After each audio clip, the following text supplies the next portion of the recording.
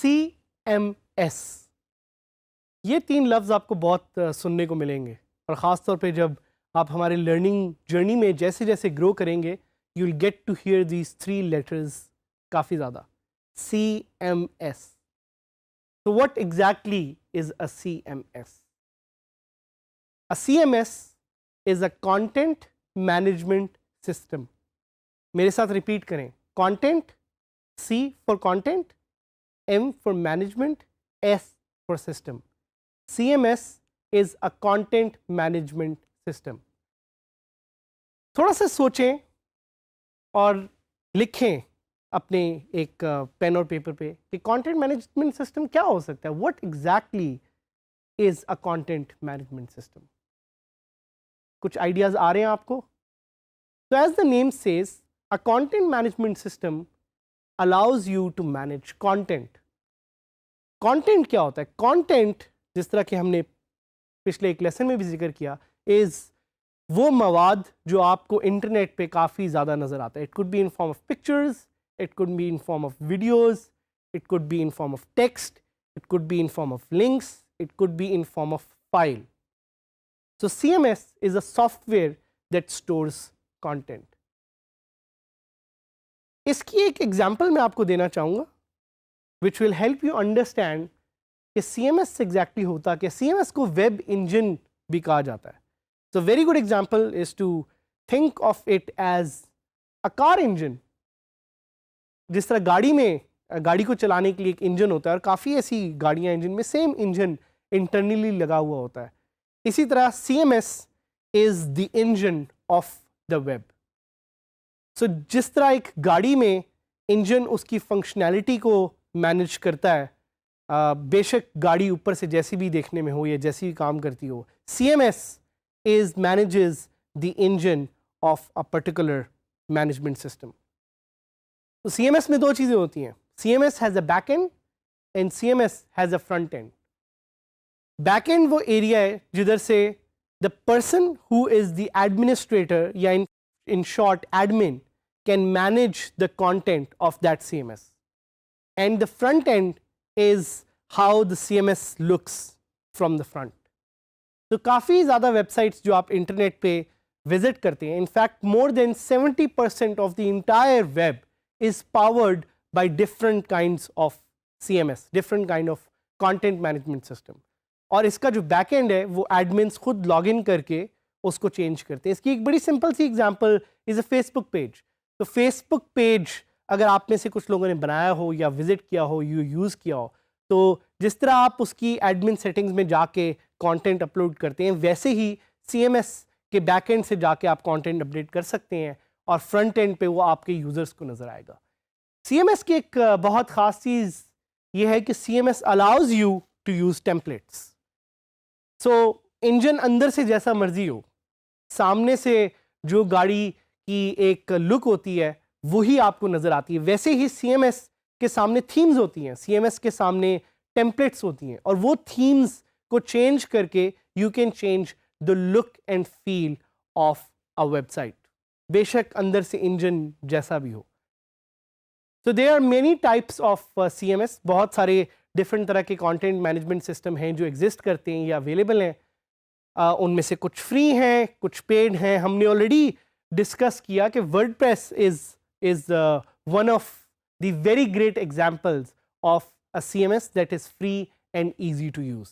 And WordPress का ही ये कोर्स है और इस पर हम यही एक्सप्लोर करेंगे कि वर्डप्रेस को यूज़ करते हुए आप कैसे नई वेबसाइट्स बना सकते हैं, फंक्शनैलिटी अपडेट कर सकते हैं. But again it's important to know कि CMS की क्या ख़ास फीचर्स होती हैं. तो CMS usually has great SEO features. SEO का एक कोर्स भी है Digiskills का जो आप ले सकते हैं, और उसमें भी कुछ CMS का जिक्र है.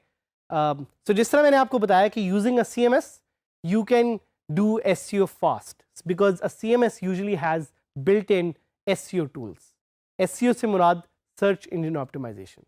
एक और फीचर जो CMS में होती है वो ये होती है कि CMS usually has user management tools.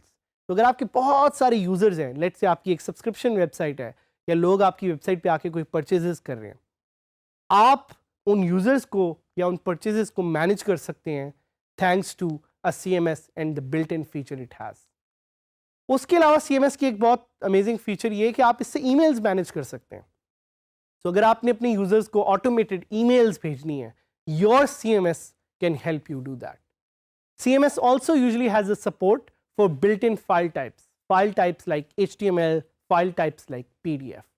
और एक CMS की जो सबसे ख़ास फीचर है वो ये है कि आप उस CMS को एक्सटेंड कर सकते हैं using softwares that are known as plugins, और प्लगइन्स का हमने थोड़ा सा पहले जिक्र किया भी था।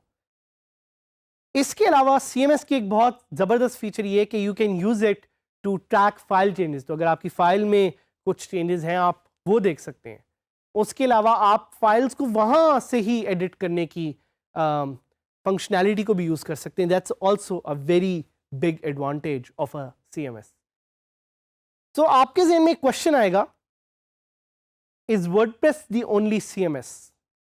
The short and sweet answer to that is no, WordPress is not the only CMS, but yes, WordPress is one of the best CMSs to use out there। एक और क्वेश्चन आप पूछ सकते हैं कि why do people use CMS? भाई लोग आखिर कंटेंट मैनेजमेंट सिस्टम क्यों यूज करते हैं? वो इसलिए क्योंकि कंटेंट मैनेजमेंट सिस्टम को यूज करते हुए आप अपना काम जल्दी कर सकते हैं। So instead of creating a website from scratch, if you use a CMS, you are able to create websites in probably just a day. So people use it for ease and for comfort and for speed। और benefits क्या हैं? Let's explore some of the benefits। Benefits यही हैं कि आपको speed मिलती है, आपको security मिलती है, आपको stability मिलती है। These 3 S's are one of the key reasons why people use a CMS। But let's look at some of the cons। क्या वो चीज़ें हैं जिसकी वजह से CMS should not be preferred या उसके कुछ challenges होते हैं? So one of them is a security risk। CMS update होते हैं लेकिन they take their time, so it's very important for you to use the latest version of the CMS you're using। So in this case we encourage you कि आप WordPress का latest version use करें। और कभी कभी CMS को update करने में डिज़ाइन में कुछ challenges होते हैं, because CMS एक certain way में कोड हुआ होता है। तो ये एक और चैलेंज है CMS का, is the difficulty in design. और ऑब्वियसली कुछ फंक्शनैलिटी लिमिटेशंस हैं जो आपको फेस होंगी while using a CMS, but we'll give you some of the best tips in this course, so we'll make sure that you make the most efficient use of WordPress as a CMS। Last question, what are some of the popular CMSs? So there is Drupal, there is Joomla। We'll be talking more about these CMSs in detail, but for now just try to understand that CMS is the base engine of your website। A CMS will help you do automated emails, a CMS will help you connect your website to social media, a CMS will help you with user management, a CMS will help you with content management। So we'll get to learn more about CMSs in the future, in future lessons, and specifically how to use WordPress effectively as a content management system।